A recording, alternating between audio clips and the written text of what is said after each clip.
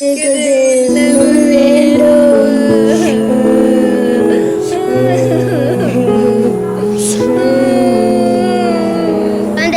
அழுகிறது? உணவு கொடுக்க கூடாதா? இருந்தால் கொடுத்திருப்பேனே. மிச்சம் இருந்த சிறிதளவு தானியங்களும் மாவே நேற்று தின்று போயிட்டன. இந்த நிலைக்கு நானும் காரணமாகிவிட்டேன். என்ன செய்வேன்? நான் ஒரு யோசனை சொல்லட்டுமா? சொல். நீ சொல்லும் யோசனையால் என் குழந்தைகள் பசி நீங்கட்டும்.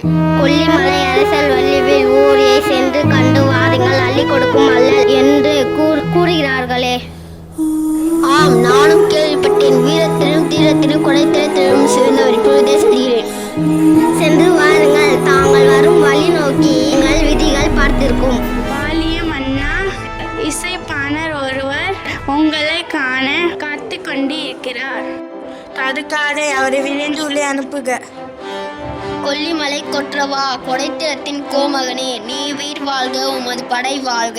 தரணி எங்கும் தமிழ் இசை புகழ் பரப்பும் பாணரே, வருக வரட்டும் தமிழ் கொண்டு எம்மை நாடி வந்த காரணம். வள்ளலே வறுமை காரணம், எமது வீட்டு அடுப்பில் பூனை உறங்குகிறது. தமிழ் பரப்பும் பாணரே, உமது வறுமை என்னை வருத்தமாய் செய்கிறது. உணவின்றி என் மனைவி மிளிர்ந்து கிடைக்கிறார். பிள்ளைகளோ கண்ணில் காற்றை உண்டு உயிரை தேங்கியபடி இருக்கிறார்கள். கலங்கம் வேண்டாம் பாணரே, உமது வறுமை போக்குவது எனது பொறுப்பு. மரம் பழத்து எல்லாருக்கும் பயன் தருவது போல என் துயர் துடைத்து உதவும் வள்ளலே.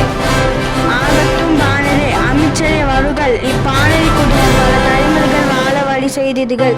ஆகட்டும் அரசே, தங்கள் ஆணைப்படியே செய்கிறேன். பொற்காசுகளை அள்ளி தருக, அணிமணியோடு யானைகளையும் அனுப்பிடுக, பற்பல பரிசுகளை வேலைகளில் நிறைந்து அனுப்பிடுக.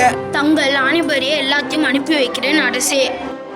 கற்ற கல்வி நம் அறியாமையை அகற்றுவது போல கூற்ற துயர் துடைக்கும் வள்ளலே. உங்கள் கொடைப்பண்பு ஓங்குக, குன்றா புகழ் வாழ்க. வாழ்க வாழ்க, நீ வீர் வாழ்க.